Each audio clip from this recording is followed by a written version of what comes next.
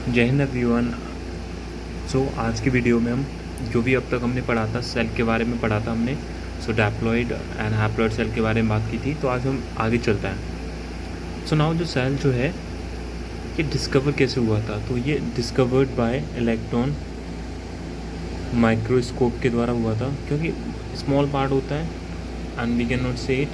So that's why like electron microscope discovered हुआ था। And इसका जो साइज़ होता है वो 3 to 5 माइक्रोमीटर होता है। एंड लॉन्गेस्ट सेल कौन है? नर्व सेल है। एंड स्मॉलेस्ट सेल कौन सा है? माइक्रोप्लाज्मा, जिसे हम पीपीएलओ भी बोलते हैं। एंड लार्जेस्ट सेल हमारा ऑस्ट्रिच का एग होता है। एंड लिविंग सेल की जो डिस्कवरी की थी वो थी एंटोविन लीवनहॉक 1674 में। डेथ सेल था उसकी रॉबर्ट हुक 1675 में।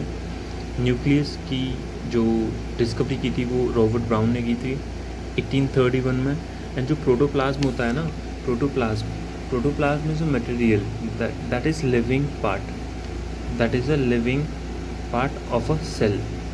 ये जो किससे कॉम्बिनेशन से बना होता है? साइटोप्लाज्म होता है, इसमें न्यूक्लियस होता है एंड अदर ऑर्गनलीज। क्योंकि जब आपको पढ़ाऊँगा सेल के ड्रिल्स के बारे में, तो वहाँ पे हम सेल ऑर्गनलीज हमें मिलेंगे। जैसे हमारे ऑर्गन्स होते हैं ऐसे सेल के ऑर्गन्स होता है, तो उसको फंक्शंस करने के लिए फर्दर एक्टिविटीज़ में। So these were the some static part, you can remember this and definitely we will talk some more about it in the next video. See you in the next video. Like and subscribe if you like the video. Thank you.